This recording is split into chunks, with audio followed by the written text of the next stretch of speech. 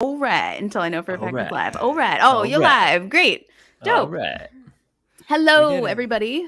Hello, YouTube. Hello, Twitch. Thank you for joining the Growing Up Fundie March monthly podcast. I am your host, Sydney Davis Jr., and we are joined by some of my favorite folks on the podcast community, just in general, actually, even outside of the podcast community. Give it up for Church Jams Now. Woo! Church Jams Now. Church Jams Now. Church Jams Yeah. So Church Jams has joined us before. They were on a previous episode, and they have their own podcast. So if you like listening to podcasts, if you like listening to music, if you like the interview tonight, the personalities that you meet, go follow Church Jams Now. They're dope. True. But enough from me. I'll give them the opportunity to introduce themselves. On my screen, it starts with Kylan. So maybe we just go Kylan and then Tej and Josh. That sounds perfect. I love that. Because we're going in order of importance on our podcast. So okay. Whoops. No, I know. I'm coming in real sassy today. I'm sorry, everybody. Yeah, so I'm Kylan. I didn't know the other guys weren't doing last names. So I am Kylan Savage. I am a co-host on Church Jams Now. Do you want, like, how do I do my intro? Is it just, interesting like, facts about stuff? you and facts? Okay. How you identify religiously, maybe? Oh, interesting. I don't know if I can answer that. Well, and that's an answer too. That's also an answer. I don't know. I'm here for it. Yeah.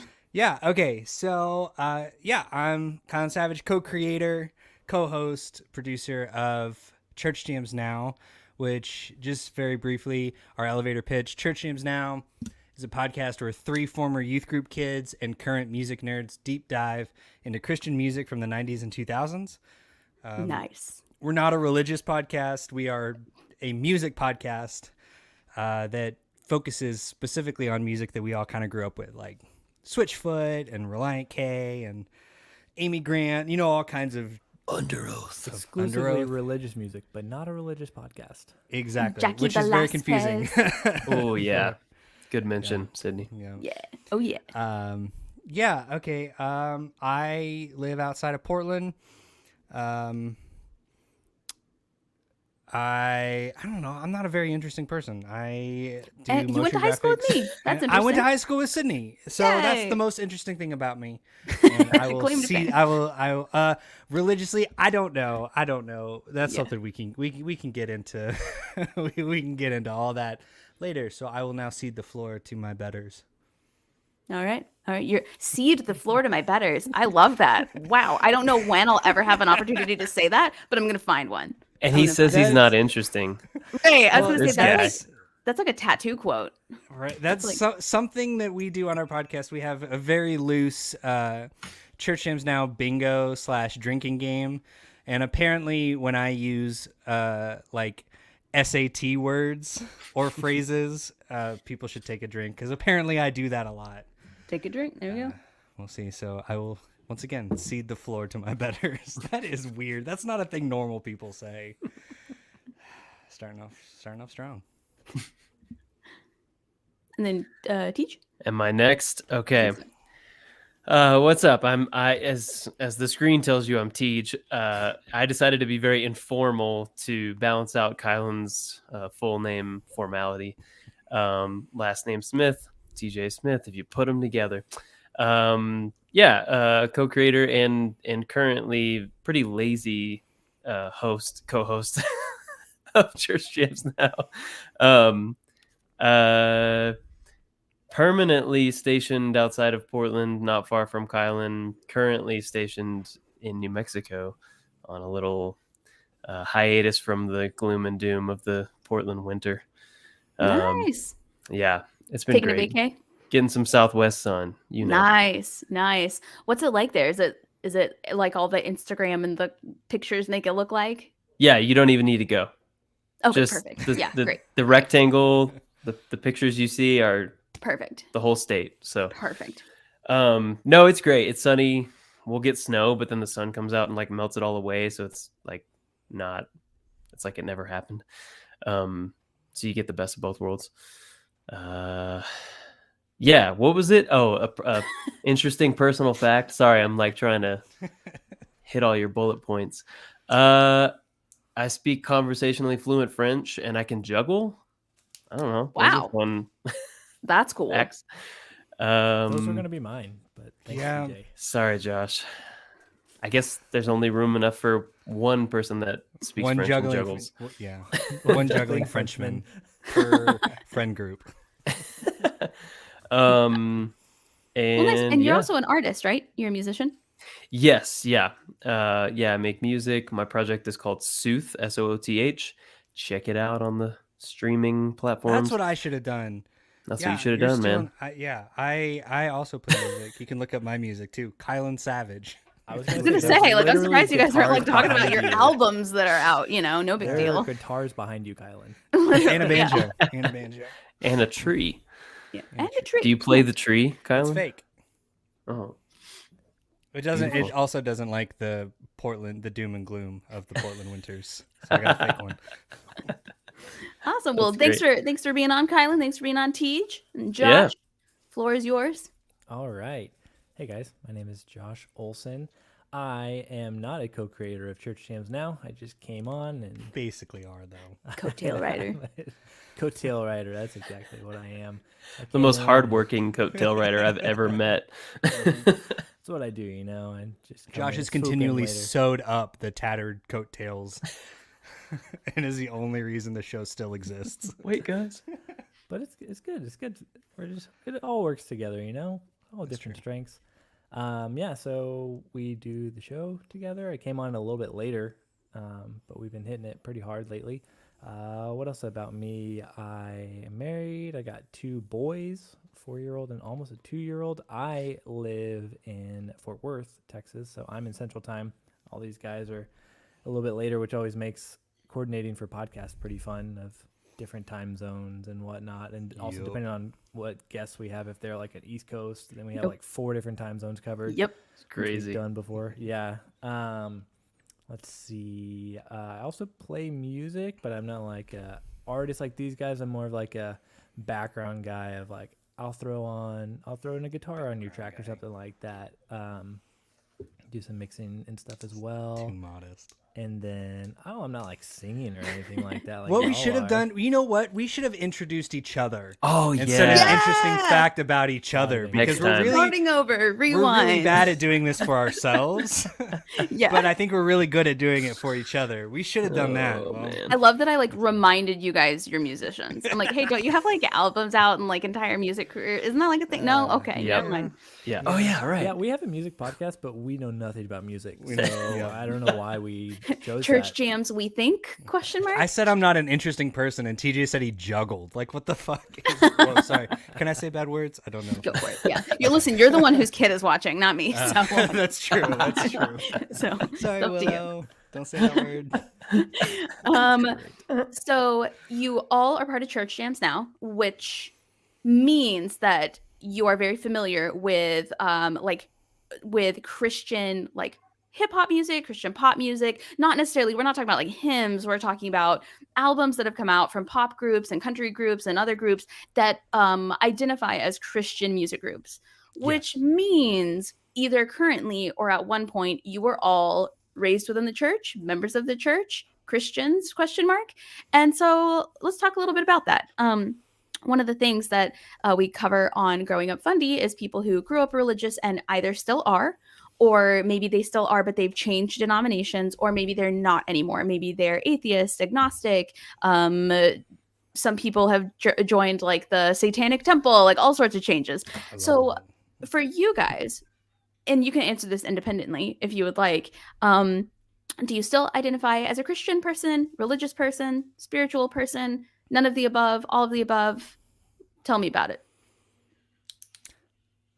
Some order.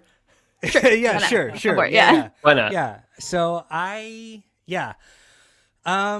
this is really hard for me. Yeah, we did touch on this too in our previous episode of Growing Up Fundie. Which Yeah, I will so at link least in the hopefully description afterwards. the squirminess is familiar, Kylan. You've done this already. Yeah, You've yeah. done it before. Yeah, so you think I'd be a little more articulate, but yet here we are. So yeah, I was raised super religious, super Southern Baptist.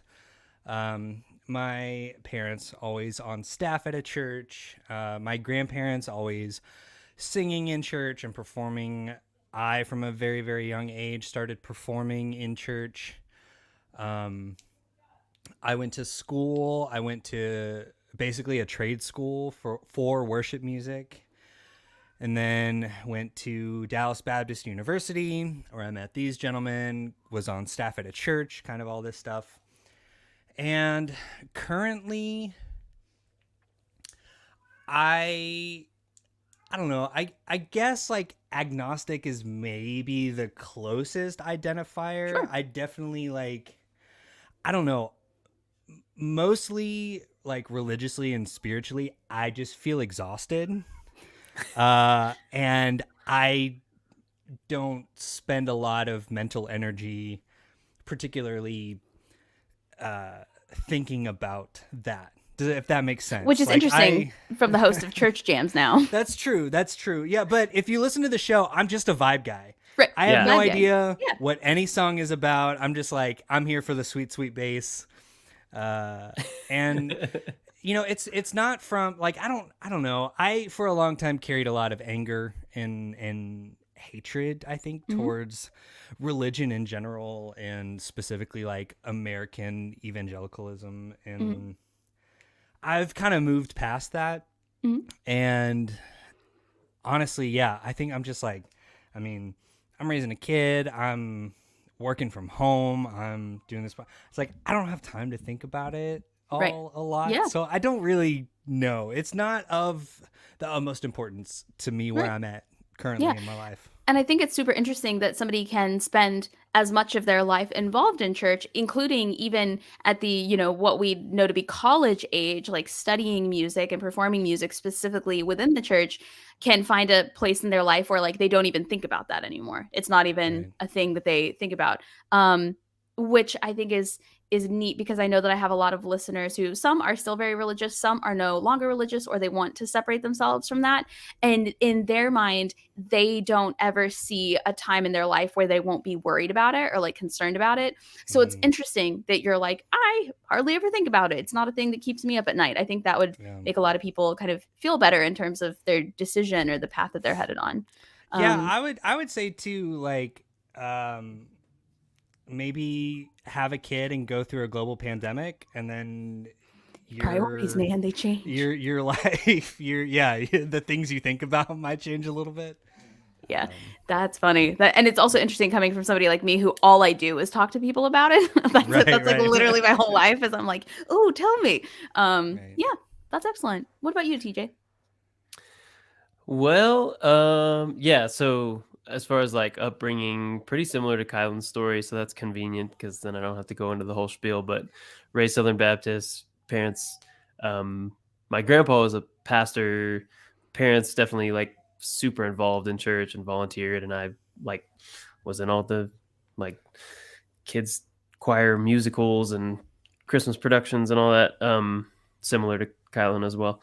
And yeah, went to DBU, like he said, majored in music business. Yeah. And Did you graduate, TJ? oh yeah, I did. Okay. I'm the only dropout from the music business program among us. Which actually credentials you even more, I think. I think so. I was too. going to say, I feel like that In a makes you certain look way. almost more of a musician. Yes. So. Yeah, you're more legit than Josh and I. We're fakers. But the shift for me happened when I decided to go be a missionary in France, which call back, that's why I speak French. Lived there for 2 years. And why you juggle. And back, not that's why I related to juggle. why I juggle. You're- I am just a nerd. And Part in of the 6th juggling grade, ministry. I got one of those klutz books that teaches you things. Yes, I magic did too. tricks. I did too. I actually juggling. juggled. TJ, have we talked about this? Like, think we how have. I juggled at a talent show. I like almost won a talent show for juggling, and And you didn't have anything interesting to say earlier? This is well, TJ took the ridiculous. juggling thing. TJ already. After you went. After Don't you. blame that on me. Yeah, that's true. But anyway, are we going to talk about juggling? We can No, talk I'm about sorry. juggling. I'm sorry. I didn't mean to Let's do derail it. it. I just get excited. I'm sorry. To be fair, this is about how our podcast This goes. is Church Jams Wait, live, Sydney, baby. can you Typically. juggle too? I do not. I juggle. So I juggle in like a calendar sense. Like I I don't like juggle that. like this. I juggle like 950,000 things going on at once. I juggle every day. Which I is get way I more too. impressive, to be That's honest. way more That's Gotten me a complicated. lot more jobs. I'm telling you. Telling you. Hey, man. Sorry, TJ. I Continue. put juggling on my resume, and it's gotten me so You know what? You're right. I didn't even ask you how many many jobs it's gotten jobs. you. Yeah. I could be wrong. No, you're not Making an wrong. assumption. I did put amateur yo-yoist on my resume for a long time. Why not? And I got jobs. People were like, amateur yo-yoist, what is that? I'm like, I don't Walk know. I that like the dog. yo-yo. I've always Ugh, said he's not even pro. if I ever learn all the words to "We Didn't Start the Fire" by Billy Joel, I will put it on my resume. Because I mean, who wouldn't hire All the words on someone your who- resume, or just that you know it? Oh, I should do both. Your That's resume a bold is move, just man. The genius.com lyrics where we didn't start the fire and then just hide like it. Hide the words like Taylor Swift does in her booklets. Ooh, that's I'm sorry, we layered. keep derailing Sorry, TJ's TJ. spiritual journey. I know. What a thing to interrupt on. Honestly, it kind of makes it way more fun, so I'm here for it. There you go. But yeah, I was in France for a couple of years. We were working with West African immigrant populations in Paris, and man, it was like in that season of my life where, the idea is like the white savior mentality of like, we're going to go make all these people Christian.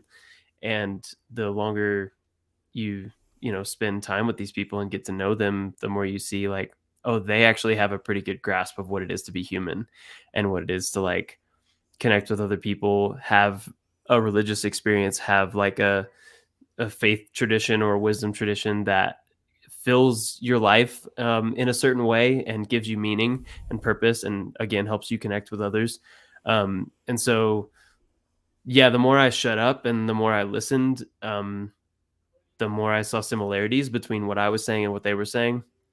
And the more I thought, like maybe there are a lot of, I think about God as something we can see in each other and something we can look at through a kaleidoscope. And sometimes God looks one way, and if you turn the kaleidoscope a little bit, like sometimes God looks a little bit different.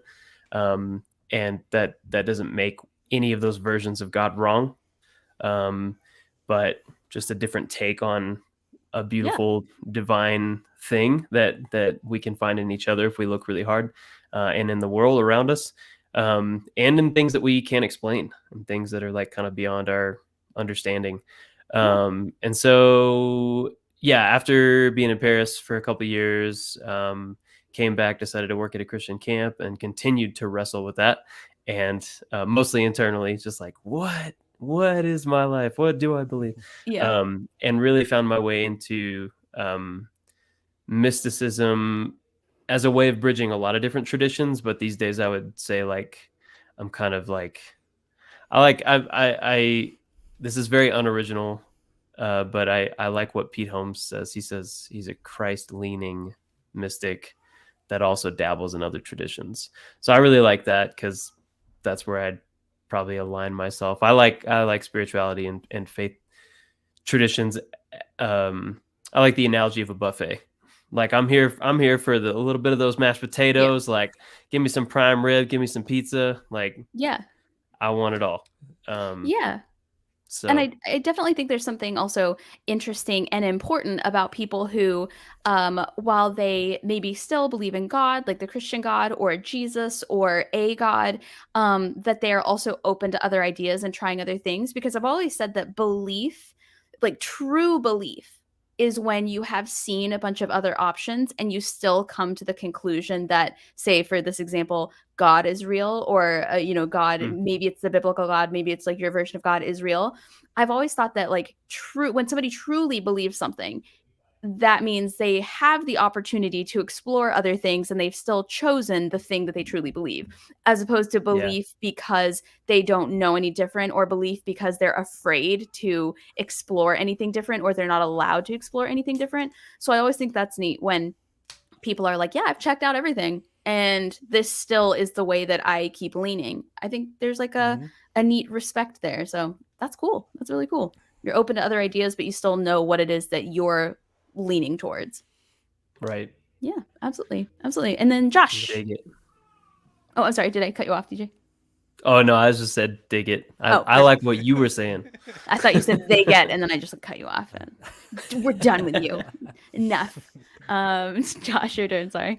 All right. Well, like the other guys, I was raised in church. I wasn't raised Baptist, but I grew up, I guess, non-denominational. And like I was, oh, my audio super low. Let me check. How about now? Is that better? That is better. Check. Yeah. Okay, cool. You You can can go up a go little bit more. more, if you need. though. More? Yeah. All right, cool. Check. Hello. There you go. Beautiful. Sorry. I can hear your sultry dulcet Thanks for some tones on the washing fly over. audio testing. Sorry for that, dear listener.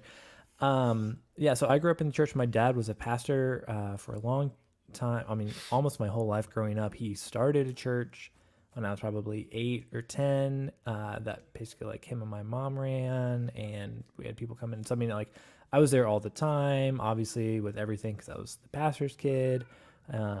Went to like a Christian school. Went to a DBU, which is Christian college, and then worked at that Christian college for many, many years.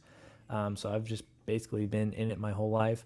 But I still am a Christian, so I identify as that. I've gone through definitely seasons and of like some deconstruction and taking away things, but I feel like I've done like after that you do the reconstruction of like building it back up, and so like that's what I like.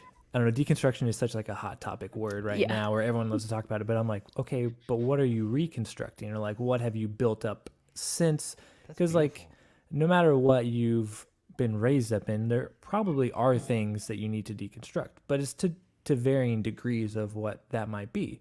So I mean, like there's definitely things that I had to like come to terms with, and there's a lot of things that you have to learn how to say like I don't know, and like I'm okay with like potentially being wrong in believing this. Like I believe this, or I think this is correct, but I'm okay with being wrong in this, and like coming to grips with that. And but still at the end of the day being like I still see enough in the Bible and definitely like the teachings of Jesus to be like I think like that sounds like the best thing to me.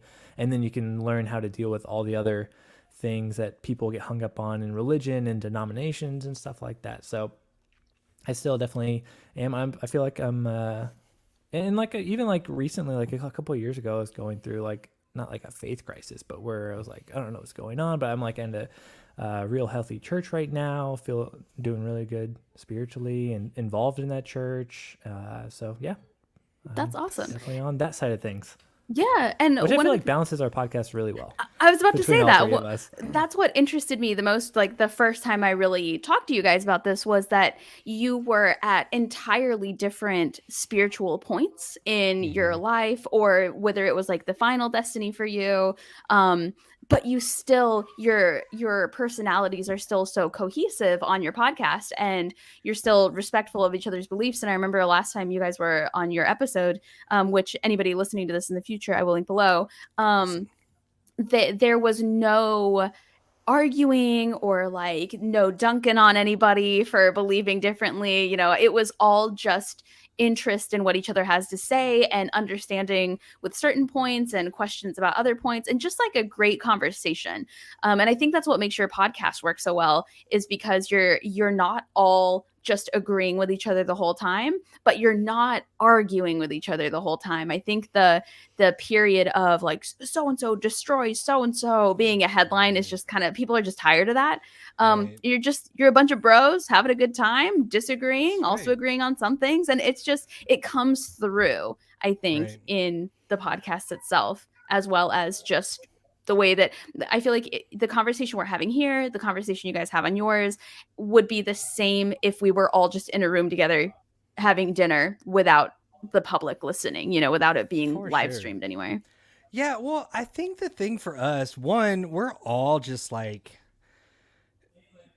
for different reasons, I think, but we're all very like non-confrontational. Yeah. Like we're all pretty just like go with the Just flow. vibing.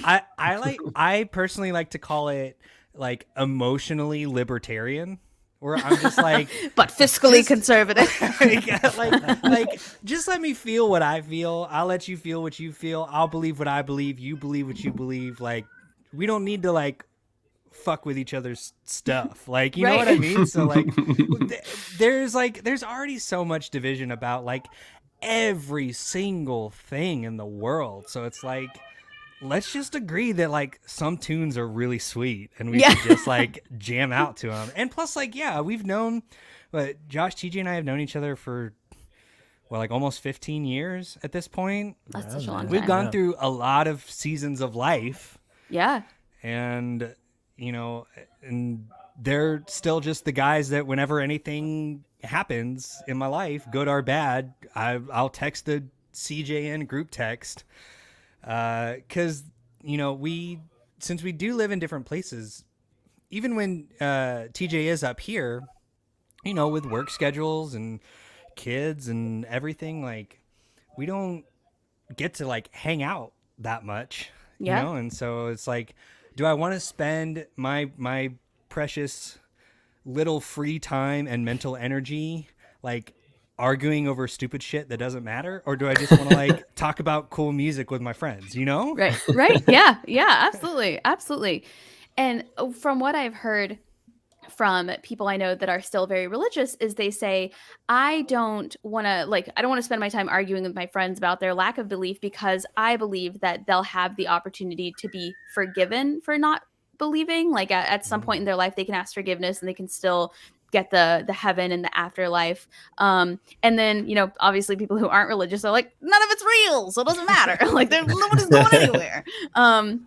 So I've heard it that way too, where the religious people are like, I believe that there's a God out there who will forgive them and know that they're a good person and give them their opportunity to make it through. I'm still going to be there for them if they want to talk to me about it, but I'm not going to like force it down their throat. That'll chase them away. And then, you know, non-religious people are like, nothing goes anywhere. Because that's what atheists sound like. I don't know if you knew that or not. They all like, it's a secret. That's like, true. It's like Men in Black, how they like unzip the human suit and there's just like that little creature in there. It is telling. Little that's how I know. Alien. That's how I identify atheists in the wild.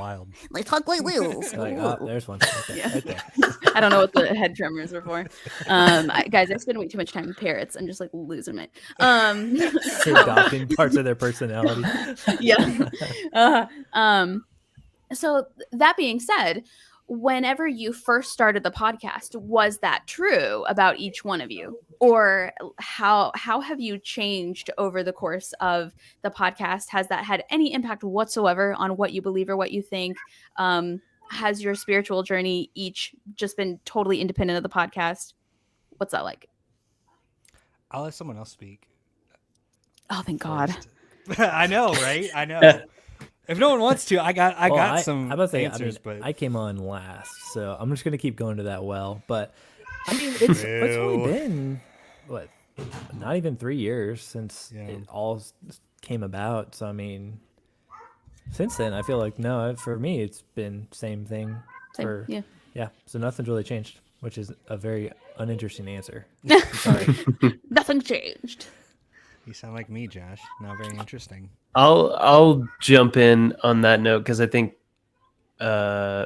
it's what I think Josh's answer actually kind of speaks to what you mentioned, Sydney, about like going out, exploring things, like having doubts, having questions, and then coming back around, right? And like to your point, Josh, about reconstruction, right? Like I like the idea of spiritual composting because it's like churning stuff up and like spiritual always going back to that place of like, what do I believe? How do I identify? How do I relate to others? How do I relate to the world around me?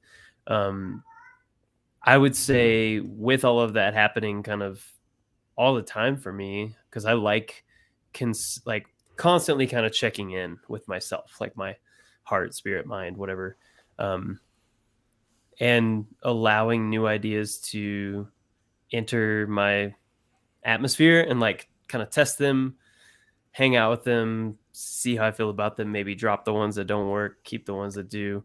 And what I would say specifically in regard to like our dynamic and its impact on my sort of faith journey, like I would say, I don't know that I ever got like really angry at church or church people or evangelicalism on the whole, but I would have little moments of getting a little cranky or like critical of things.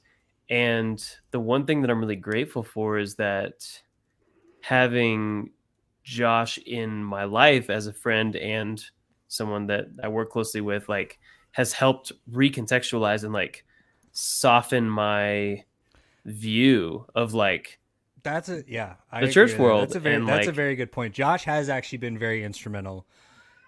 Josh is just over here cheesing. in that a like great compliment, acceptance guys. that I talked about earlier. Yeah, of just like not being angry and bitter about it, like Yeah. Christians. Yeah, absolutely. And I think that's really important because you would think that having a podcast like I do, every episode would just be like, yeah, that's right. Meh. But I talk to so many really, truly wonderful, friendly, loving Christian individuals through my podcast that I agree, like connecting with those people has really, really helped me quell those feelings where I'm like, oh, this happened and this happened, and like purity culture and blah blah blah. You remember very quickly that that's not everyone. And that's not fair to say, Christians did that. It's like, no, your church did that, or the person in your life did that. That doesn't mean that everyone who believes the same way or similarly did that. Yeah, so I think having Josh's in your circle are really helpful. Thanks, Josh. Oh, thanks, TJ. Appreciate that. yeah, dude. Yeah. What am I, chop liver? Hey, What this am is I, Kyle. chopped Thanks, liver? Kyle. Thanks, both of you guys. This is great. Yeah, I think this is what happened last time we were So on Josh. the show too, Sydney. I think this Aw, turned into thanks. just like a dude love fest. We're just like, I love my friends. Hey, Great. I'm just gonna We log like off you and give you too. guys privacy. Yeah. Yeah, well, I will, like, as I've gotten older, and like there's obviously a lot of stuff that like we have to, like, that we grew up with that we're like, that was kind of crazy. Like, why would Yeah. people care so much about, like, I don't know, something. I was so into dinosaurs, and my mom was just like, it was so creationist, like so much to the point, like when the dinosaur episode on Bill Nye came on, I was like, yes, I love this episode because it's about dinosaurs. But I was also like, I hope my mom's not here, or like I hope she's like real busy on the other side of the house, because it's Right. like, because sorry mom if you hear this, but it's too good not to do. Is that she would, on any movie I was watching about dinosaurs or whatever, when they would say like dinosaurs were alive millions and millions of years ago, and she would go like, and I hated it. So it's like I had like PTSD of like watching like Bill Nye, but hoping she like didn't walk by when they were talking about when the Stegosaurus was 120 million years ago, and she would just I was like, no. But all that to say, like, that's just a fun example, but it's like it starts on things like that, but I mean, you obviously get to like more impactful and potentially like harmful things. But I think like at the heart of it, I try to give a lot of people like the benefit of the doubt, and kind of like they're all kind of like, everyone's doing their best, and like Kylan said, like there's so much to focus on as an adult when you got kids and jobs and all this stuff, and I'm like, people are just trying to do their best, and things kind of got crazy in different Christian culture, like definitely in the 90s and 2000s and whatnot. But I was like, people were still like, most people weren't like maliciously trying to like spread like Christian like spiritual propaganda within like evangelicalism, I think. So Right. that's kind of what I try to take it with. Yeah, and even with I was just talking to somebody about this a couple nights ago, even with the people who are spreading that heavy evangelical, fundamentalist propaganda, the ones that are like, there's a guy who stands on my corner every single day with like a poster handwritten about the end is near, yada, yada, yada. Even those people legitimately believe what they're saying. Like, even those people truly think that they are doing something helpful, and they are truly worried about your salvation or damnation, right?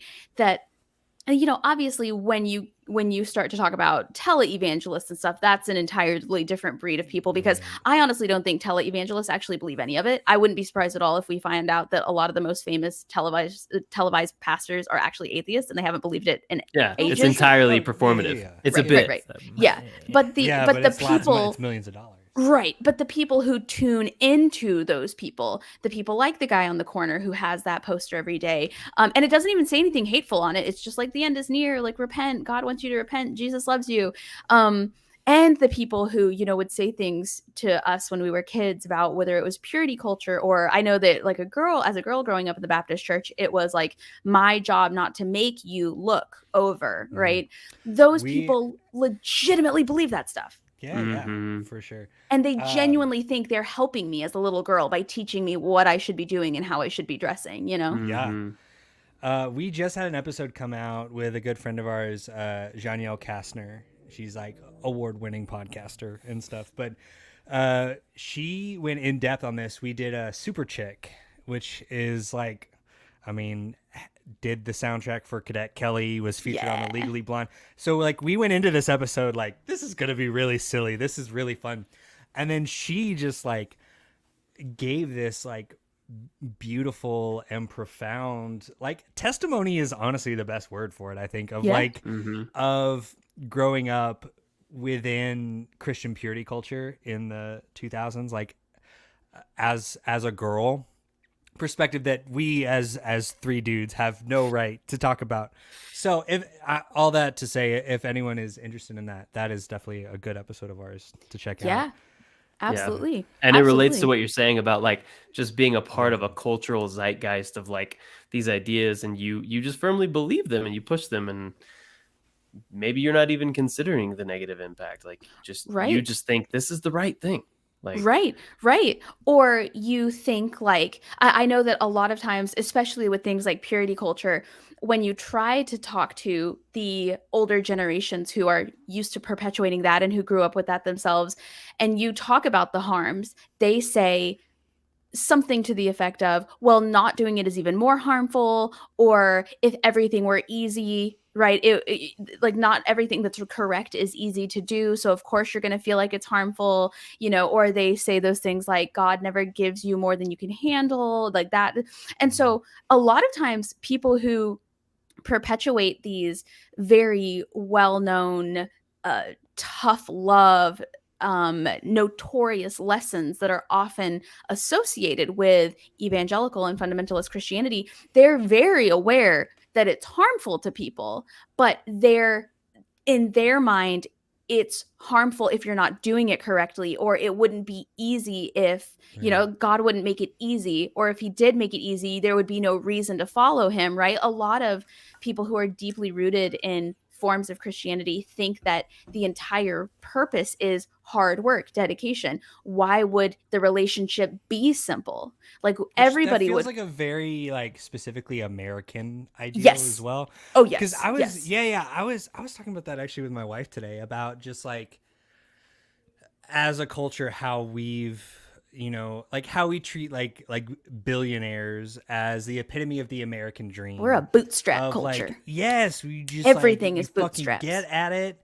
And whereas like most of these dudes like obviously came from a place of privilege, but that's just like seen like culturally, we're just raised that way of just you put your head down and you work and work and work and work to eventually retire and to reap the benefits, which there's a lot of parallels between like Christianity being, you know, within American culture and the sort of like capitalism, let's fucking work, you know what I mean? Right.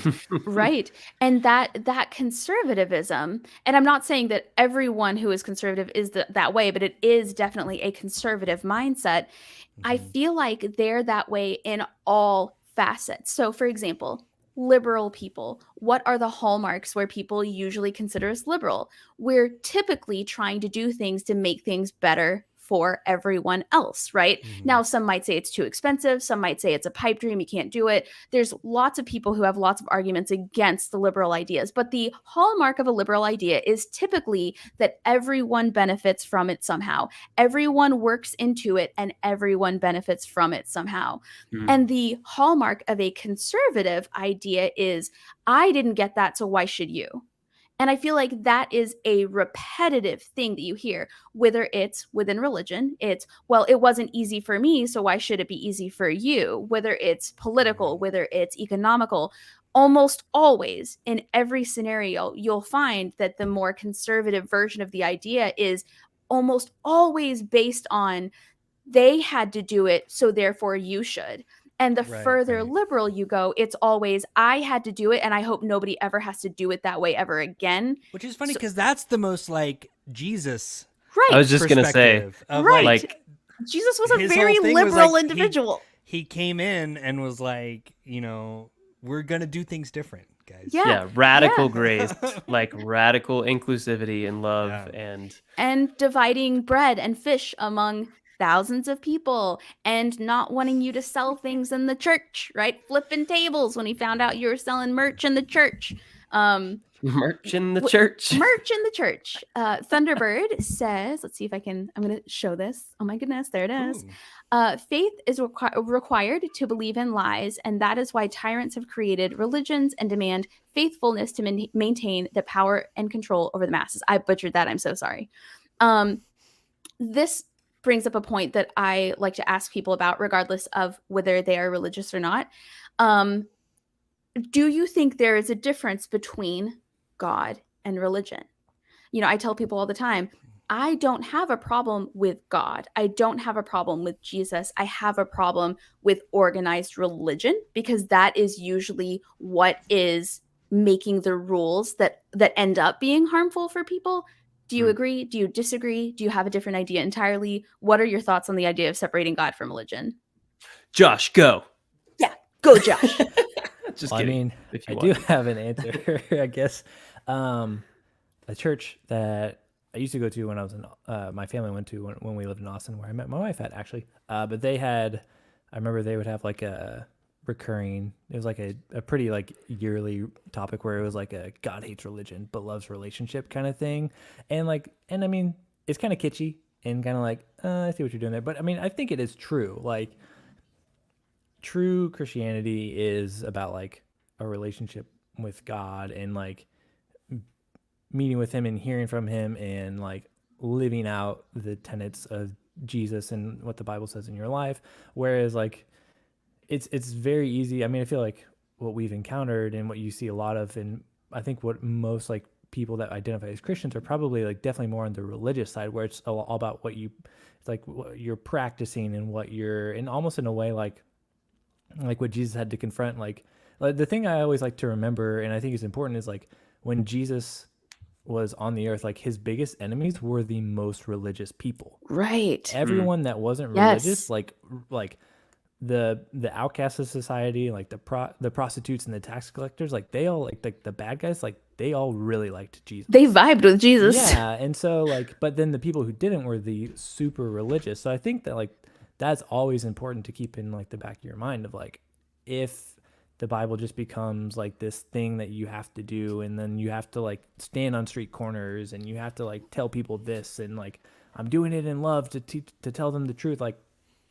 then you fall into the religious side of things and you lose the relationship. And I think within the relationship comes the refinement. Like, I mean, the best part of like being like a Christian and having a relationship with God is like, you're like, I mean, God will tell you a lot of things, and most often will tell you things that you don't want to hear, and you're like, Right. like you're right, like I do need to do that, and like it's convicting. It's not condescending, it's a convicting thing. So I mean, I feel like that's a key difference between like a religion versus relationship thing when it comes to God.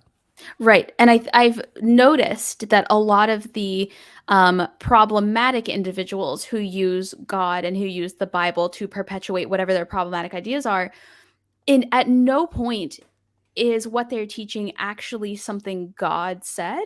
It's always something either they say that God said, or someone who agrees with them said that God said. It's always a dude being like, this is what God wants you to do, as opposed to evidence and proof that that is actually what God wants you to do, which I think is interesting.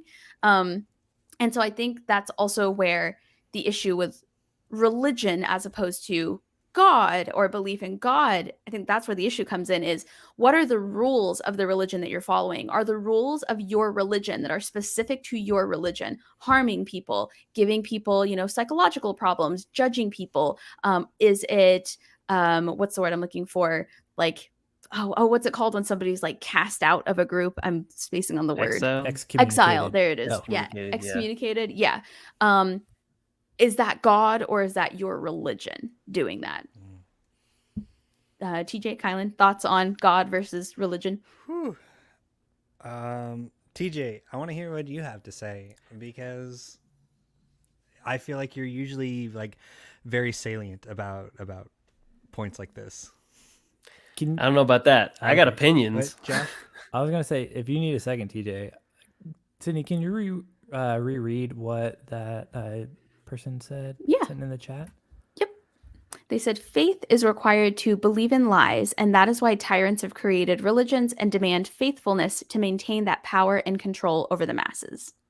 Okay, cool. Yeah, I'm sorry. I've been like thinking about this whole time. I'm like, do I get a little like confrontational about it or not? You can, yeah, if you want to. Do Like, it. go for it. Josh is I'm like not the gonna most do it. non-confrontational person I know. Yeah, this so is surprising. I like my pushing him confrontation into- is I'm just gonna say you can do it both ways. Of yes, you have like the Church of Rome of like and like the Crusades where you're using religion to like create like the tyrants use religion to do this. But I mean also you see in like totalitarian and authoritarianism,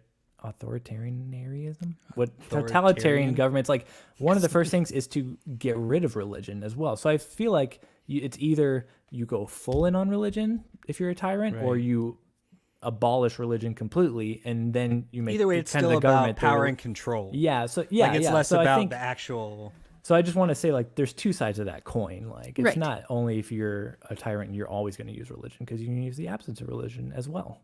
That's true. Right. That's a good Right. point. And I still feel like that kind of proves the point that potentially religion as opposed to God is the problem. Right. Like that's still, I think that's still because I feel like with any group that labels itself, there will be people who do bad things in that group's name, and there will be people who do good things in that group's name. Religion just happens to be the largest group, and the one that, you know, if you're a part of CrossFit, if you're a part of like veganism, that has nothing to do with like your eternal salvation. And I don't see Right. anybody out, you know, standing on the corner being like, stop eating. Well, actually, no, I take that back. Yeah. I was about to say stop eating meat, and then I was like, actually, I see a lot of people doing that. Yeah. So I think extremism is Extremism. present everywhere.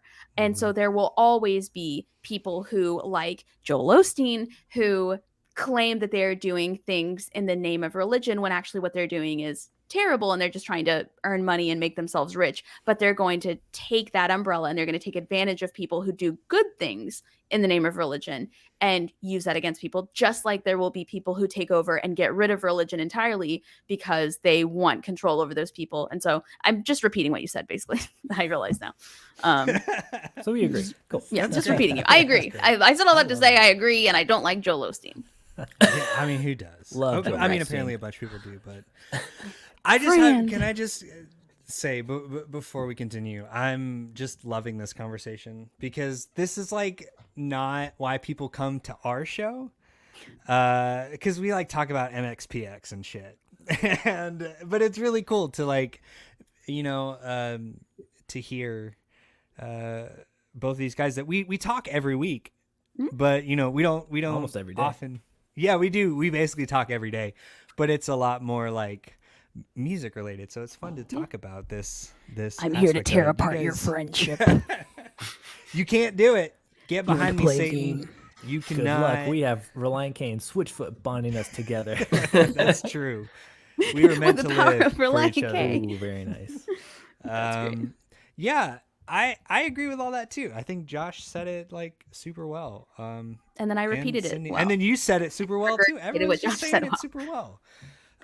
Yeah, I think there is a big difference between God and religion, and I think religion essentially just comes down to, you know, as human beings, I feel like we crave structure and routine and use those as way to elevate our human experience. And in some ways, I think that can be incredibly helpful, and in some ways, I think it can be incredibly destructive. I think when they get too restrictive, but like I do, as someone with like ADHD, I do really well with like structure. You know what I mean? And I think that's essentially like the starting point for a lot of religion, is you know, to either reach enlightenment or get closer to God, or, you know, to save your eternal soul. It's like, well, here are like steps and structure to doing that. And I can see how that's like incredibly meaningful just as human beings. but I can also see how it can be incredibly hurtful when you focus just solely on the steps and those restrictions. Like when you get so deep into like without questioning the why you do things, right? Without giving any of it context. It's just like this is what we do. Right. Or if it doesn't work for you the same way that it works for everybody else, and instead of anybody trying to figure out what it is they can do to make it an easier experience for you, they're making it a you problem. You're not doing it well enough. You're letting the devil, you're et cetera, et cetera. Yeah. Yeah. Absolutely. TJ, I got a few thoughts? silly mystical thoughts if anybody cares about the I'm here woo for all the silly stuff. mysticism. The woo stuff. So yeah, no, I love all of this so much. To quote one of the great poets of our age, love is a verb. The great I Toby never Mac. said Michael that. Kevin McKeon. Oh, sorry, Sydney. Did I misquote you? You did. That's okay. Sorry, that was Toby Mac. But no, but I and as hokey as that song kind of now is in retrospect, and also definitely a bop. I agree with it. Like on a fundamental level, I agree. I think that I, in my own sort of spiritual journey, have really embraced thinking about words differently and concepts differently, which is a very vague thing to say, but I promise I'll make it make sense. Etymology and like semantics are like so tricky with any of this stuff, right? Right. Thunderbird said faith. Well, what do you mean by faith? Believe. What do you mean by believe? What do you mean by faithfulness, right? Like we could even just have a whole discussion about any of those words. So I'm not going to get into that, but I am going to say I have found a lot of joy and meaning and life in approaching words like God, love, community, universe, and even religion, approaching them as verbs, as happenings, as activations, as like dynamic movement, not as static nouns, but as things that are moving, that are happening. We are human beings, right? Like we are existing. We're not like static. Right. We're not a thing. We exist. We're changeable. We're dynamic. And so even religion, not to get like theobrogen in here, but like I love that. Sorry. but religion is based on the Latin religio, like a ligament, to reconnect, religio, reconnect.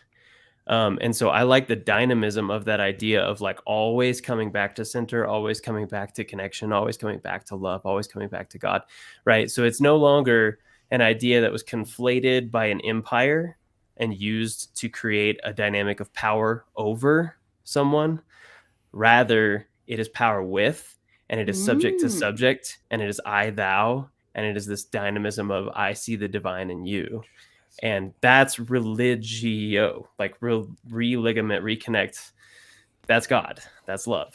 Like, I like that. I've never heard that take before. You guys are so smart. Well, See, and Sydney, I this is wanna what you say- do. You got to be friends with people smarter than you. Hey, I love it. hey, what are these? The old dick being ladder. Yeah, don't. Yeah. Oh my god, don't. Well, TJ, I just wanted to add, I did like what you're talking about, like active and human beings and stuff like that. Yeah. And like when like God says his name in the Bible, he says, I am. Like, Right. So like that like ties directly into all that. Yeah. Like, he's like active and present. Yeah. yeah, awareness, man. Loving So, awareness. Brian Ritchie. Hey, Brian, what's up? Thanks for coming into the Brian. stream. I don't know. Yo, Did I say that right? That's Brian. weird. I made it weird. joining He the says, or asks more like, during your deconstruction / reconstruction, were there elements of your religious upbringing where you thought, no matter what happens, I'm not letting that part go? I like that question. That is a That's a good question. Yeah. Excellent question. Thank you, Brian. Oh. Thank you. Yeah. Thoughts, Josh, comments? Josh, would you like to go? I would love to hear your perspective on this, since you Me too. specifically brought up the deconstruction / Yeah. reconstruction metaphor. I don't know if I have a great answer for what exactly Brian's asking, but I do think I bet it was wearing khakis on Sunday. That was the Definitely one part that. you're not letting go. I'm never gonna let this go. I will always do it. Never gonna stop sleeping in khakis. Sleeping in them too. He puts them on the night Yeah, before. That You gotta was my sleep in religious khakis on ceremony. Saturday. Yeah, well, the Sabbath starts evening to evening, so you put them on in the evening and you wear them till the next evening. Gosh, Just that's just how it next is. level, buddy. Perfect. But I don't feel like, sorry, Brian, I don't think I have a great answer to that. But I think like the thing that I did worry about a lot in that was like in deconstruction, you're taking like, okay, what if I don't believe this? And I mean, there was a specific time I remember I listened to like back-to-back podcasts of like Michael Gungor and Dave Bazan, who are two musicians like famous within the Christian world that have gone. Michael Gungor, I feel like he's pretty out there, like definitely more on like the mystic side of things, and then Dave Bazan is definitely more on like the atheist side of things now. Yep. But they were very like big figureheads in the Christian music industry, and that gone apostate, deconstructed, defected, whatever you want to say. But like, so in those podcasts, they brought up a lot of things that I was like, oh man, like, because Michael Gungor, I remember he was talking about how like a lot of the Old Testament we read is literal, like, he's like, it's not literal. Like Job is like a poetic book, and the Genesis like garden account is like an allegory. It's not like a real thing. And so then, so like all that to say is like, when you start introducing things and having those questions, I don't think it was like, I'm not letting go of this, but I think things were like, if I'm okay with this not being true, is like, how much of this can I be okay with like letting go and still like be like, but I'm still a Christian? Because I mean, at some point you can let so much go that you're like, I guess technically I'm not a Christian anymore. So I feel like that was like, and that's like the whole like backsliding slippery slope thing that we were always warned about, and that like you have to be careful about. But I mean, it is like, that's how it works when you start like asking those questions, like, is the Bible, I can't remember the word, but it's like do you take it like as it's like completely Inerrant? like inerrant, inerrancy? inerrant.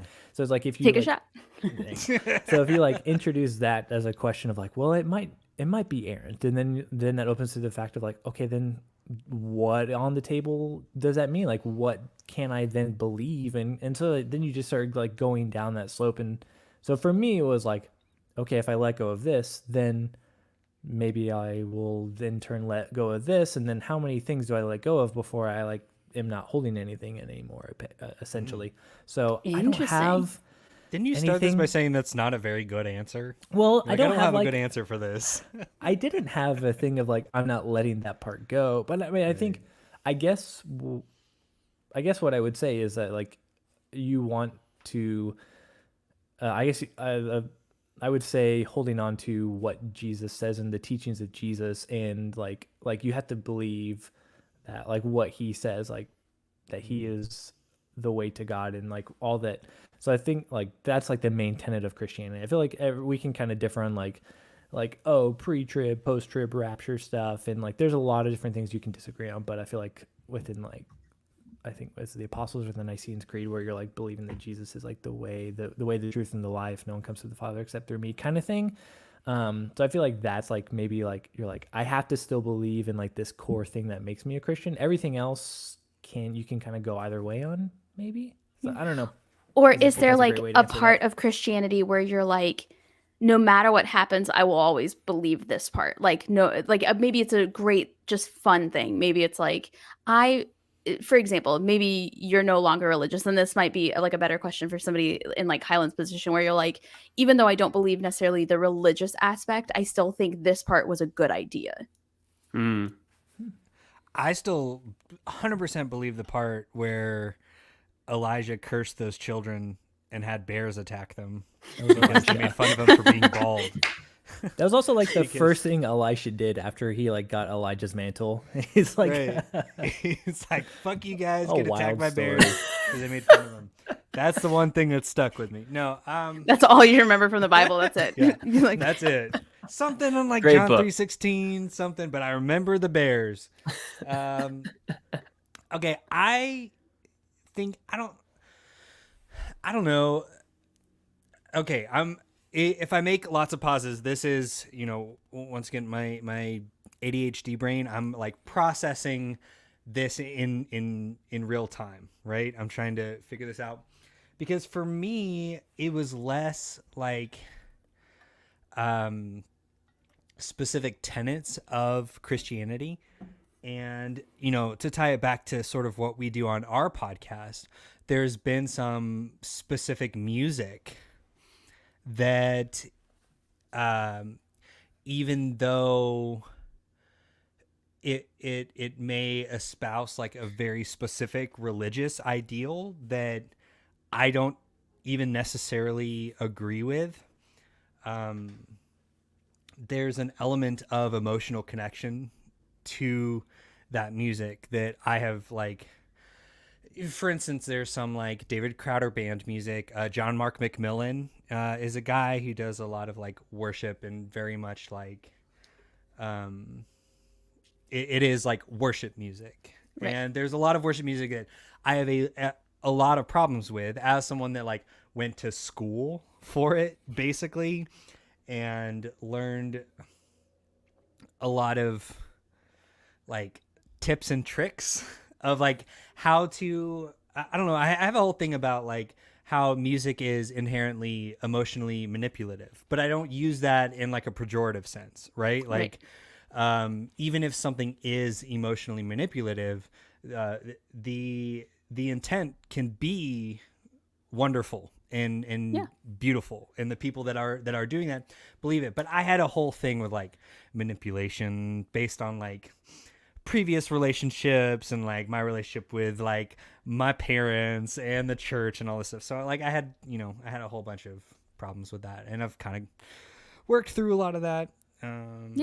Yeah, absolutely. But there's like some specific music that I have an emotional connection to that even if I don't necessarily still feel that way, like based on like what they're actively saying within those songs, I'm like, this is still just like a great song, and I connect with it. Yeah. And I love that the person that is singing the song is singing from a really truly honest and authentic place.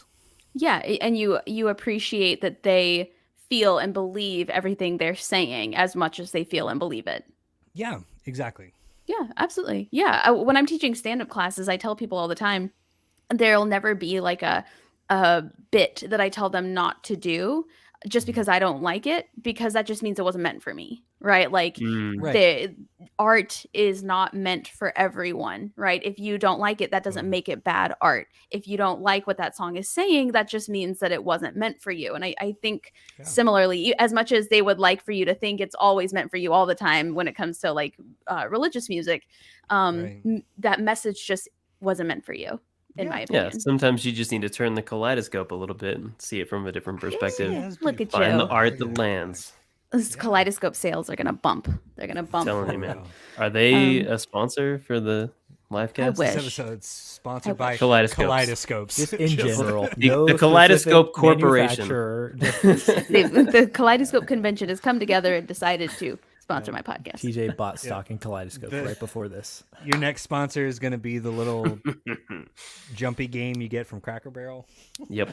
True. I reached out to Cracker Barrel. They wanted nothing to do with me. It's really sad. Get that as a sponsor. That's a bummer. That'd be so fun. Tonight's episode is sponsored. That little game at Cracker Barrel. Specifically sponsored by the harmonicas they sell at Cracker Barrel. Not Cracker Barrel, just the harmonicas. Not Cracker Barrel, just the harmonicas. Just the harmonicas. It's really funny. I really love just the harmonicas. Yeah. I had a quick answer for Brian. Love. Like, that's what it came down to for me. Like, that was the thing that I needed to cling to and hold on to and never let go of. And that's a trite answer. That is the most cliche answer you've ever heard, and it is also very true. That's all I needed, and it's continued to be the sort of main tenet for my spiritual journey. Because all that other stuff, like, I don't know, like I think of the verse about the clanging cymbal, clanging gong or whatever it is. If you do this or that, but you don't have love, you just crashing cymbal. Resounding gong, yeah. Yeah. And I've said this before to people, both on my podcast and on other people's podcasts. There are parts of the Bible that are just genuinely good advice. Like, even if you look at it from a completely non-religious aspect, for example, a lot of the commandments, if you look at ancient non-Christian cultures, in most of those cultures, it was bad to kill people, right? It was bad to be gluttonous, with the exception of like the Romans. It was bad to do a lot of the things that the Bible tells you shouldn't do, because it was just legitimately decent advice. And so I think that there are a lot of people who have completely deconstructed from Christianity and say they're agnostic or atheist, or maybe they're just not sure, but they don't identify as Christian anymore, who would still take a lot of that advice. I know that some people who aren't Christian still look at the stories in the Bible as similar to like Aesop's fables, where they, while they don't think that it's a true story, they understand the message that's being, given, kind of like, tortoise and the hare. I don't think anybody thinks that one day a tortoise and a hare raced and that's a true story. Sydney, how dare you? That was a literal story. You're like, that is literally my religion. I am a member of the tortoise. Tortoiseian. Right. But similarly, people can say, I don't think Jonah was swallowed by a whale, but I get it, right? I don't think Adam and Eve were real people. And I don't think humans came from Adam and Eve, but I understand what that message is saying, things like that. So I think even people who are like, the Bible is completely fictitious, they can probably agree that there's stuff in it that they take, and they say that's not a bad message. There's most of it they don't agree with and they don't like, but they can still, pinpoint a part and be like, that's just genuinely decent advice. The Bible doesn't get credit for it, but it's genuinely good advice. Yeah. Or like Christianity maybe doesn't get credit for it. And I would extend that same argument to the Bhagavad Gita, the Quran, the words of the Buddha. Yeah. There's so many great life lessons out there. And I think that's why I like that spiritual buffet thing, because I'm just like, you get some wisdom here. Like, I'll take a little bit of that. Thank you. Yeah. Absolutely. Great answers, everybody. Great answers. Go team, high five. Go team. Guys, you guys are so smart. I like hearing your perspectives. This is really nice. Sydney, That's fun. I wanted to if you wouldn't mind me derailing your entire recording session here. Go for it. I want to know your answer that you had us. I want you to answer your own question. The original question that you asked us about, like our sort of story, upbringing, and like where we're at now. Because I have been like dying over here, just like absurdly curious. Okay, yeah, absolutely. And I'm sorry for any of the viewers or listeners out there that have already heard this, but I need it in my life. Yeah, absolutely. So I consider myself agnostic. Agnostic atheist, more so atheist than agnostic. And for anybody who's watching that maybe doesn't know the difference, agnostics, they say, I have not seen enough evidence to suggest it is real, but I also have not seen enough evidence to be comfortable in the idea that it is not real. And when I say it, I'm specifically talking about Christianity and the existence of God. I would more so say that I'm an atheist. The only reason I don't out and out say that I'm an atheist is because I'm a person who is always open to learning and growth and change. And I never say never. So while I feel very, very comfortable in the idea that I am an atheist, I will never say that nothing will ever change my mind, right? 3 years ago, I would have never even dreamed in my wildest dreams about something like the pandemic happening, right? And here we are. It's the norm now. We're just like, yeah, that's a thing that happened. Totally out of the realm of my existing thoughts at the time. So ever since then, never say never, right? I have no idea. I do not believe that God is real. I don't believe that heaven is real. I don't believe that hell is real. I believe that when we die, that is it. That's the end. And I never really truly understood what that would be like until I got put under anesthesia once. And have either of you four been under anesthesia before? You're out, right? Like you are out. So when I was my most religious, I was raised Southern Baptist, mostly non-denominational, but like we thought of ourselves as non-denominational, but we always went to Baptist churches. Right. And whoop, dropped my mic. Drop the mic. So I went to church up until I was in probably my mid-20s, I think 24 or 25. And where was I going with that? Oh yeah. So I was raised to I like lost my train of thought for a second when the mic fell off the table. So I never, even at my most religious, when I would hear people say, I'm an atheist, nothing happens to you after you die, I would say, you think there's just a nothingness, just a blackness, because my Christian mind literally could not wrap around the idea of not existing. So now as an atheist, I'm like, no, literally nothing. And when people are like, so you think you're just wandering around no, nothing, literally nothing. It is the end, cease to exist. And I could not even wrap my brain around that until I went under anesthesia for the first time. And then I was like, oh, that is literal nothingness. They say count back from 100. I say 99. I wake up 6 hours later. It's not this, oh, I can see the back of my eyelids and I can hear what's going on. Literally nothing, right? Like I wouldn't be surprised if it was a prank and it had only been 30 seconds and I was back, right? Like that's how quick that happened. And that's when I truly understood what nothingness was. And I actually really enjoyed it. I had a great time. That was the best rest I've gotten ever since or before.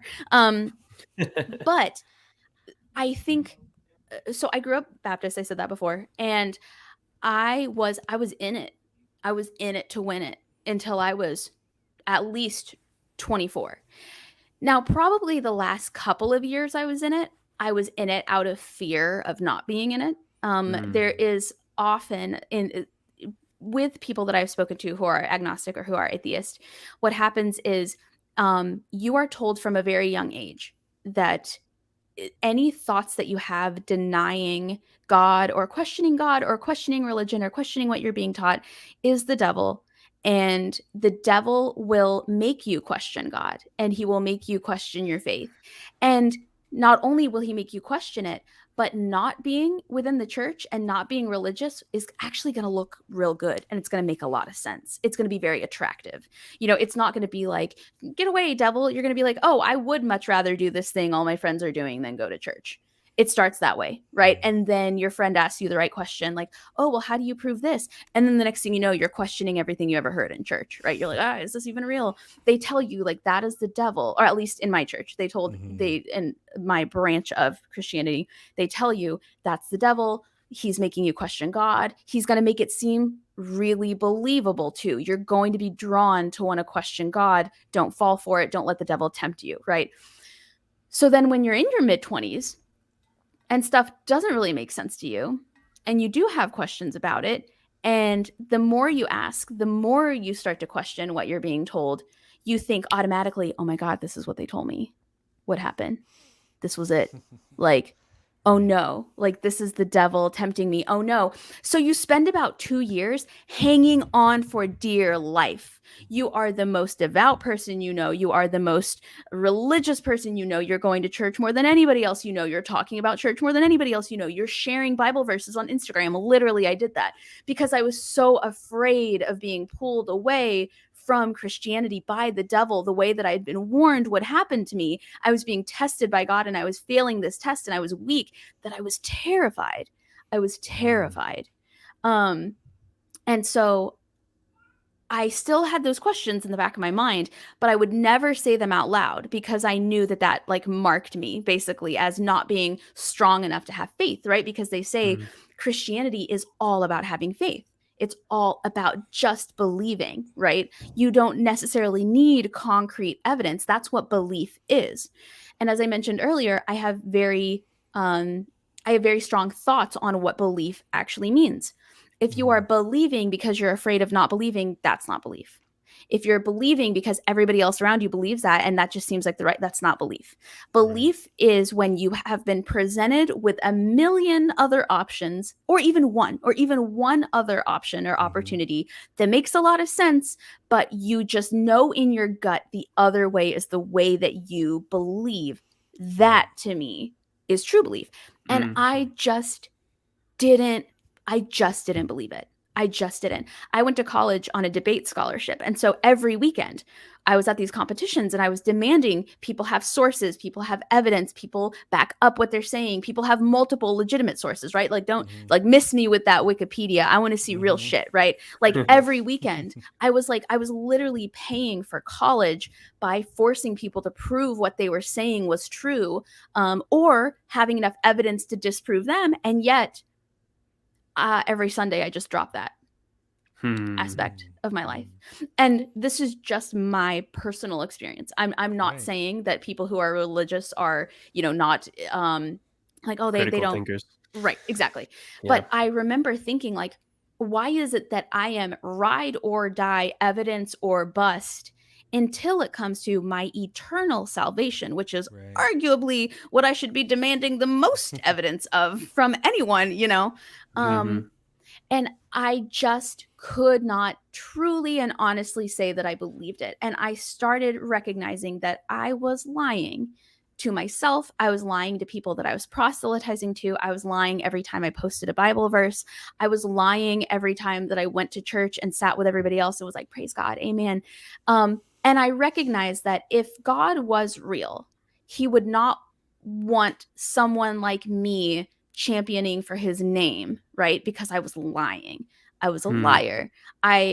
It's like being in a relationship with somebody who's secretly not attracted to you the whole time.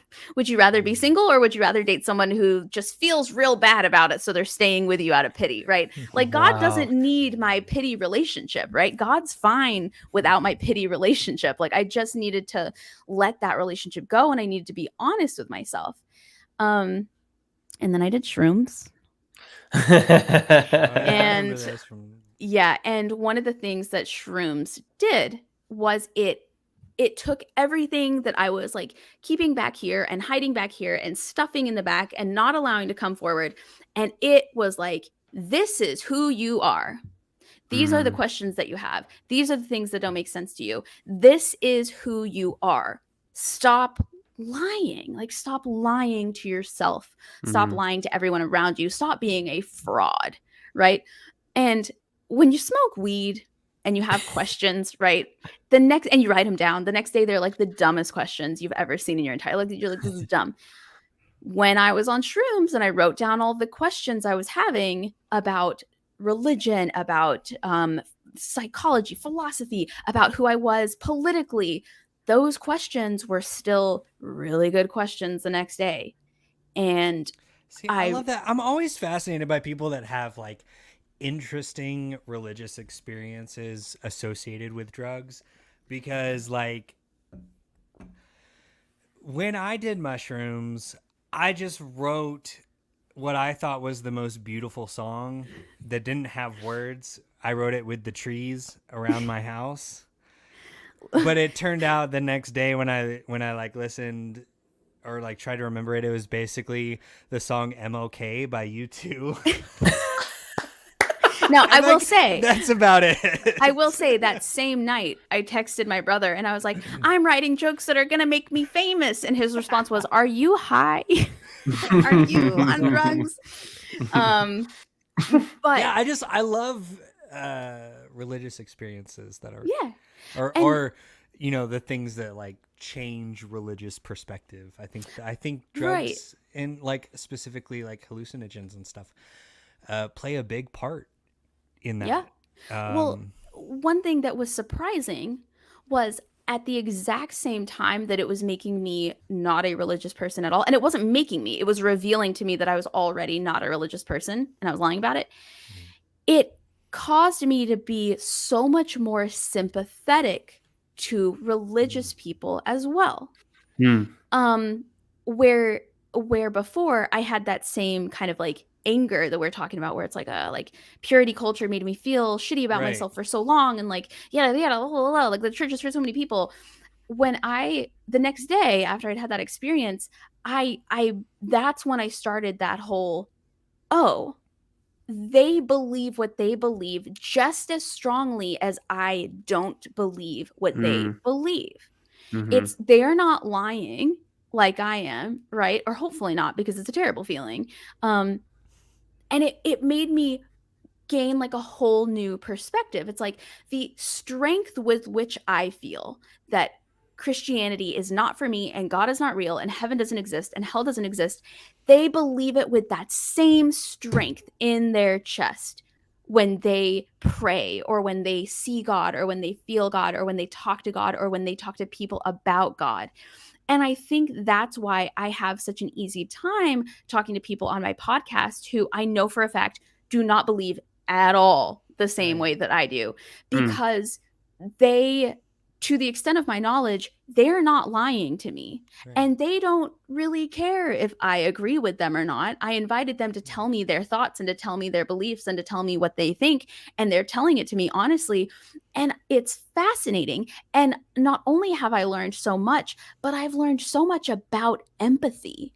And now when I meet people who have the complete opposite ideas of as I do, I genuinely want to know how they came to that idea. Very similar to what TJ was saying. I sit there and I'm like, I want to know I want to know your business. I want to know how you came to these thoughts, because my brain can't possibly agree with what you're saying. I'm fascinated with how you got there because I can't relate to that feeling.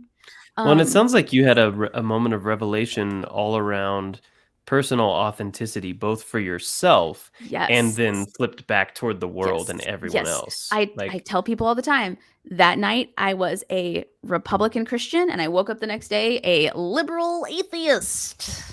But the thing was, like, the drugs didn't make me do that. Psychedelics didn't make me do that. I was that person and I was lying about it and I was hiding it. That part of yourself was revealed.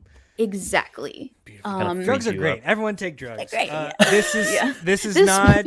Somebody's gonna take that soundbite out of context. Church Jams Now. Yes, all that views is expressed reflect the individuals. Solely the individual. This is not. Yes, this is not the views of Church Jams Now. Is sponsored by narcotics. Narcotics. That's a whole narcotic convention decided to. Harmonicas at Cracker Barrel. Cracker Just harmonicas. Just that's good because we probably lost all of our other sponsors just by me saying it. Yeah. The harmonicas don't care. They don't care. But so that's kind of the experience I had. I grew up very religious. I went to, kids' church and big church and Awanas. And whenever I had questions, I would ask them in class. And I always felt a little bit different than everybody else in my Bible study classes. Like, Bible study seemed so much easier for everybody else growing up my entire life. Like, I remember thinking, like, why is everybody else having such an easy time making friends and fitting in here? I don't feel the same connection that they all feel here. And it wasn't until probably college, until like campus MBSF, that I really felt like I belonged in a church setting. And I wanted to really bad. I spent years trying to figure out like what it was about me that just didn't mesh. And I think I just was faking it, but I didn't realize I was faking it. I thought I just needed to, like we said earlier, you're always told that like if it were easy, it wouldn't be as valuable, right? I thought I just needed to try a lot harder to feel God the same way that everybody else was feeling God, and to have a relationship with God the way that everybody else had a relationship with God. And that I just wasn't getting it right, and that I needed to work a lot harder. But the problem was, the more I looked into it and the more I read, the more problems I found and the more questions I had and the more it made even less sense, right? And so a lot of people assume that I haven't read the Bible because I'm not a Christian. I read the Bible multiple times, and because I wanted to understand it so bad. And now I understand it the same way that I understand Beowulf, the same way that I understand Canterbury Tales, the same way that I understand any old storybook that was meant to teach a lesson or tell a story but didn't actually happen. Interesting. See, and I love that.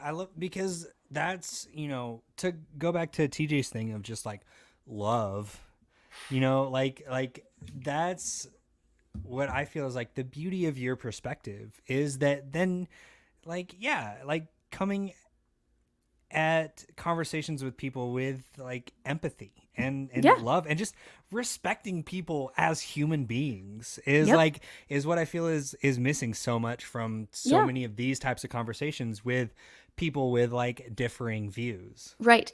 And back to the whole belief thing, I think the reason that we see a lot of very angry atheists is the same thing.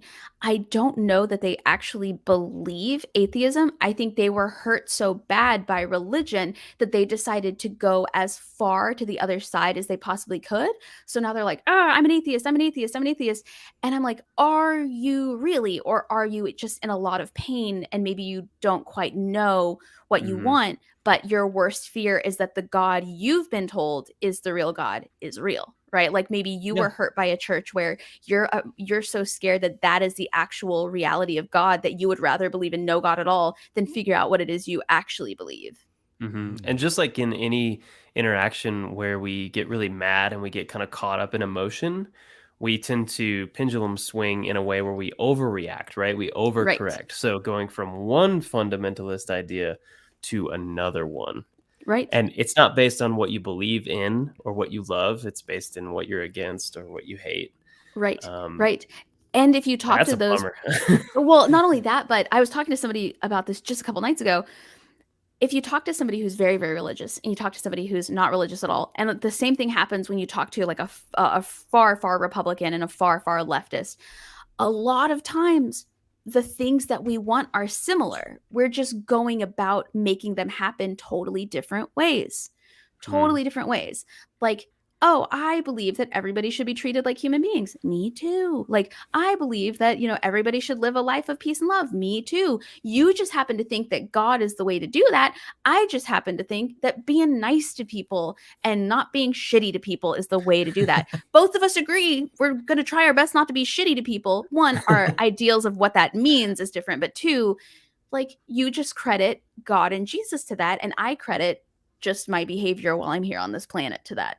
Right. And like, politically, people are like, I don't want people to starve to death. Well, I don't either. So they should just get a job. Like, or we could help them. But at the end of the day, neither one of us want people like starving homeless on the street. Right. Some people, maybe it's because they don't want to look at it. Some people because they want to help. But at the end of the day, a lot of times the things that we are striving for at their simplest are very similar. And like, most of the people I know who are very, very comfortable atheists are nice people. They're nice, chill, calm people because they've done that research both within themselves and the literal research that they need to truly believe that they believe in atheism, right? That is where they stand. And the more comfortable I get with that idea, the more comfortable I get with people who are religious because I recognize that comfort in being like, I have found what I need to find in order to believe what I truly believe. Therefore, I'm ready to hear what everybody else has to say because I'm comfortable in who I am as a person. I love that. That's beautiful. Kylan, you found God. I found Paisley. Oh, close enough. That's what I meant. Yeah, Close Paisley. Hey, Trent, how's it going? Trent says hi. Trent just entered the chat. Hi, Trent. Hey, What's up, Trent. Trent? What's Paisley says hi. Yeah. Paisley So just entered the chat. do you guys have any questions? Or actually, wait. Oh, actually, somebody else has a question. I was about to. Ooh. Never mind. I'm going to switch. So Brian's back, and he says, "Did you ever get to the point of, oh crap, I no longer have an identity? And if so, how did that feel to you? Unsettling, freeing, indifferent?" Yes, and it sucked. Yeah. Wow. Yeah. Right. Well, one thing that I've experienced, and I know other atheists have experienced this, but maybe not everybody is, I wanted, even when I was admitting to myself that I was an atheist, I wanted heaven to be real. Like, I wanted to say to myself, the deceased people who I used to love when they were alive will see me again one day. People think, when they think atheists, they think like, fuck that, fuck religious people, man, like I hate them all. It's actually like, for me anyway, it was a mourning period. It was like, I'm never going to see that person again. I'm never going to, like, they're not watching over me. That's sad. I wish that were true, but I simply can't believe that.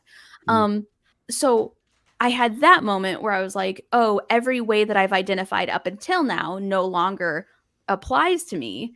But I think people will always find labels for themselves. Like, I'm a redhead, right? I'm an atheist. I live in Nashville. I'm straight. I'm a parrot owner. I'm a dog owner. I'm a podcaster. Like, you never run out of labels for yourself. Humans love labels. Humans love labels. But Christianity and a Christian just was no longer one of the labels that I felt I belonged to. There was a moment there where it was devastating, but now I'm just like, oh, that doesn't fit me the same way that size 2 jeans don't fit me. Nice Okay. one. I'm just gonna drink myself. But thoughts, you guys, do you feel like you've ever held on to an identity that you've lost throughout your process of deconstructing, reconstructing, in general, living your life? Yeah. I mean, I've gone through that like multiple points in my life. Like, because like, you know, specifically being raised in a Christian environment, that was like my culture. Like so much of my identity was wrapped up in like, what can I do to benefit the kingdom of God, right? Like give up myself and my skills to like, to, you know, bring glory to God, right? And so that, you know, that's like a big chunk of your life is taken away when you start to be like, well, what if I don't want to do this for God? And I feel like I lost a lot of like relationships, a lot of Sense of purpose too. yeah, exactly. With that, and then it's, you know, it's a whole thing to sort of build up what your purpose is in life when you're told from a very young age, specifically being like a creative person, that I think like, you know, I'm not trying to like speak with an ego, but like someone that has, you know, like a modicum of talent for something like music or something, being told your whole life from the time you're like performing in front of adults in church when you're like 6 years old, of like, that brought so much glory to God, this is what you're doing with your life. And how can a 6-year-old actually understand that too? Like, right, like you kind of conflate like glory to God and like an oh, people are inflated cheering ego. for me. Yeah. Right, yeah, exactly. Like and so my it head becomes is all kind of like gigantic. twisted and knotted up, and it Enmeshed. took a lot of Yeah. untangling years later to be like, well, I want to do this because I want to do this. You know what I mean? Like, it's not my higher purpose in life.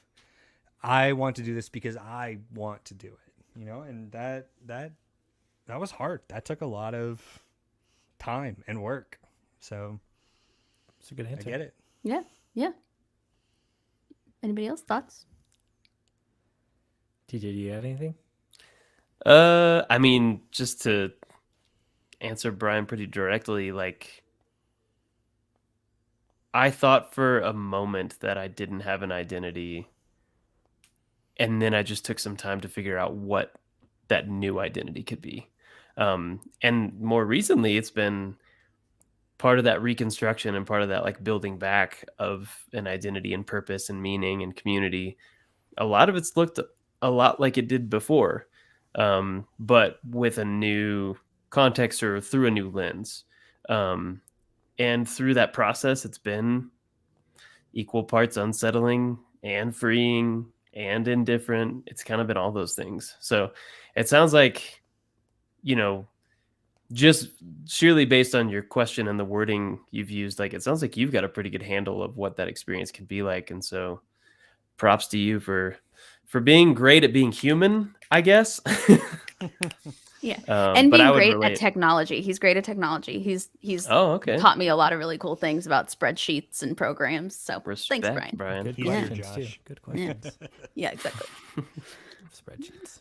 Me and you, man. Josh loves his spreadsheets. I do. I do They're the too. best. Josh's identity was spreadsheets. It's true. We had to take that away from him. And I fought it ever since. That's why I don't know who I last year am he without doesn't- spreadsheets. doesn't know who he is. It's what I have to admit here. That sounds like a joke, but I don't know how much of a joke it actually is. Yeah, Honestly, 50-50. you'd be surprised. I'd be surprised. What about you, Josh? Do you feel like you've lost any major identities? as a person?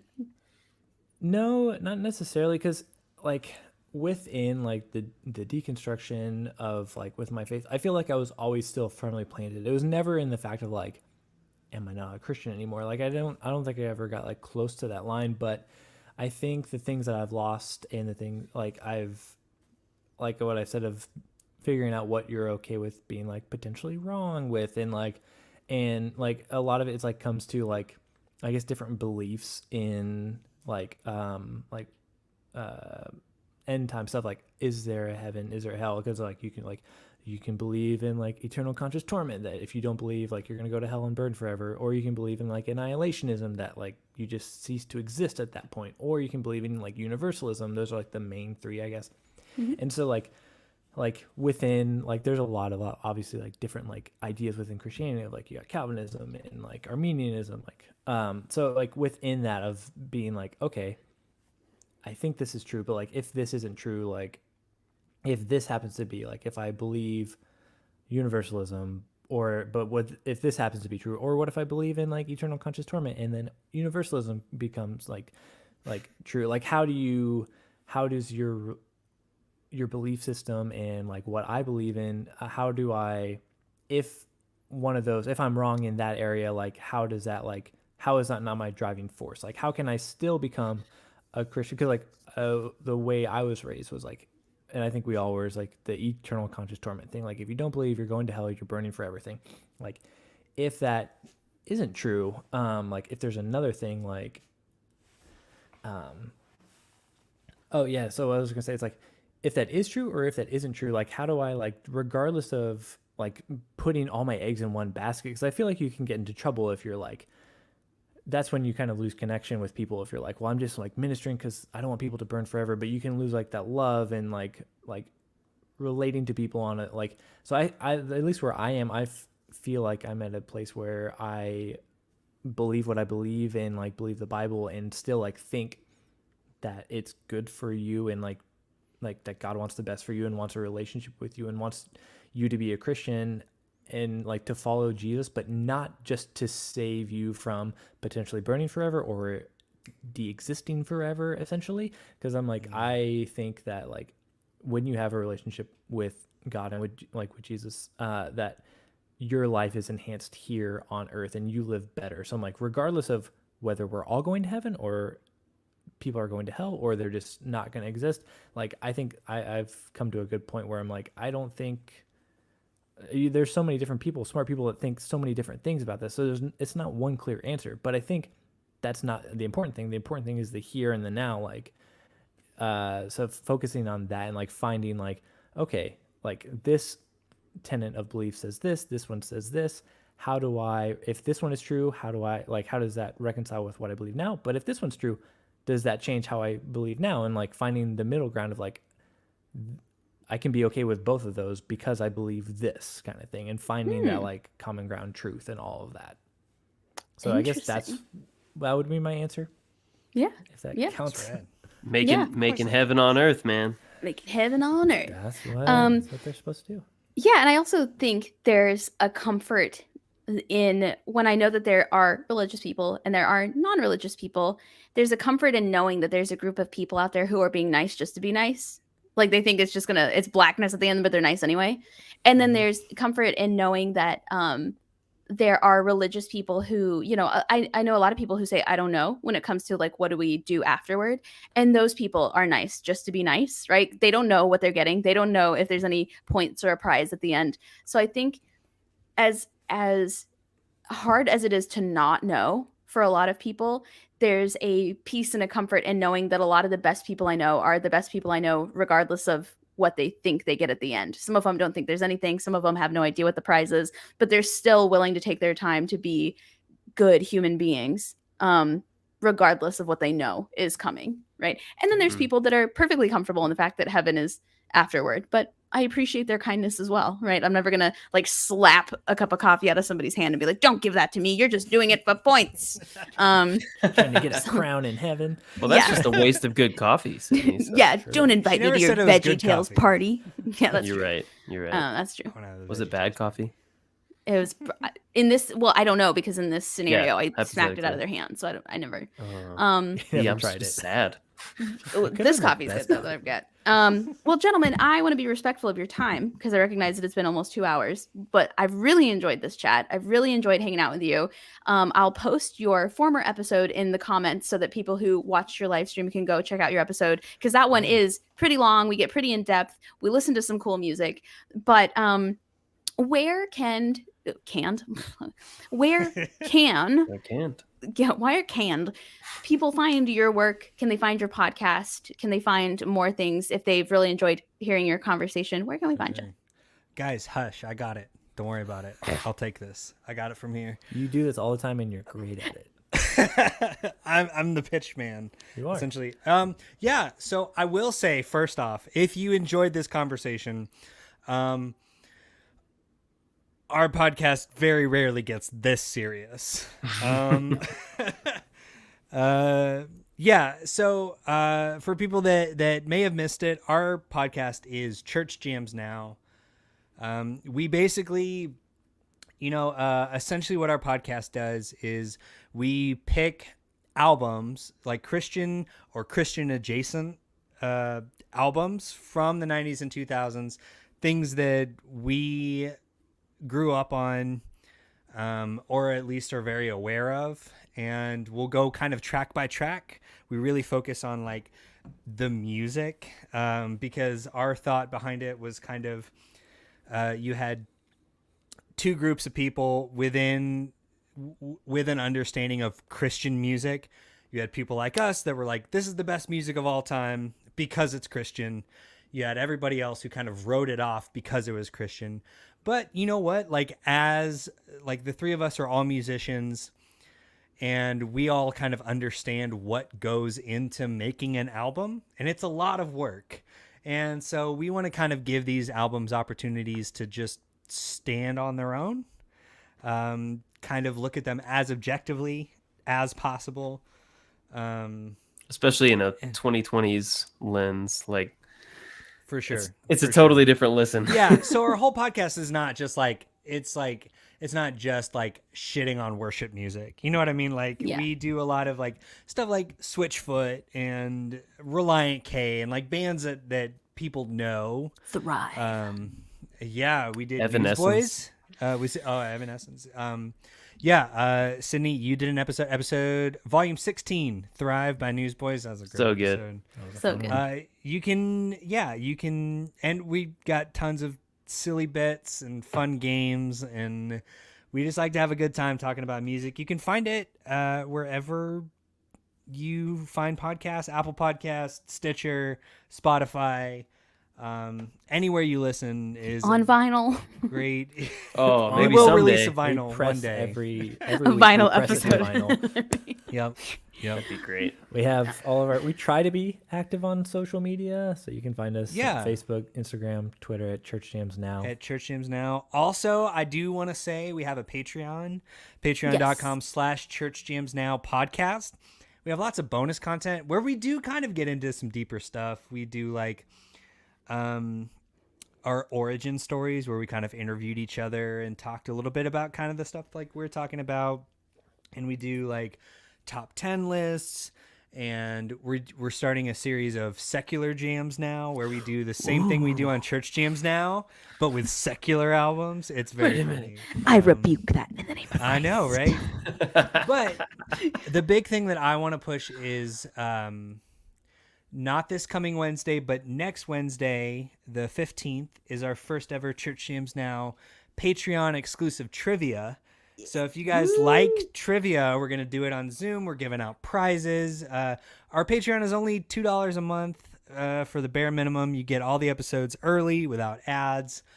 And you get to do this trivia night. We're going to give out prizes. We're going to just like have a good time, listen to some music. It's not just like Christian music trivia. It's just like... And y'all, Kylan is like a professional trivia He's host. been doing it for a long Like, time. He's very good.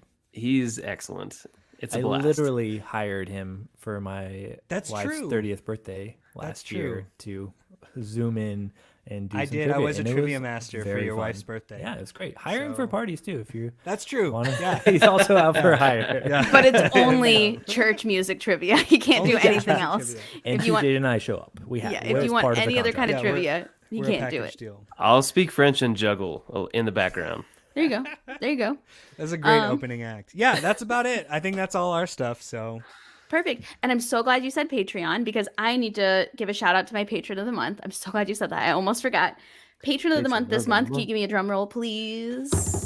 Thank you. Patron of the month this month is Tamale Rocks. Tamale Rocks has been a patron of mine since April 28th, 2020.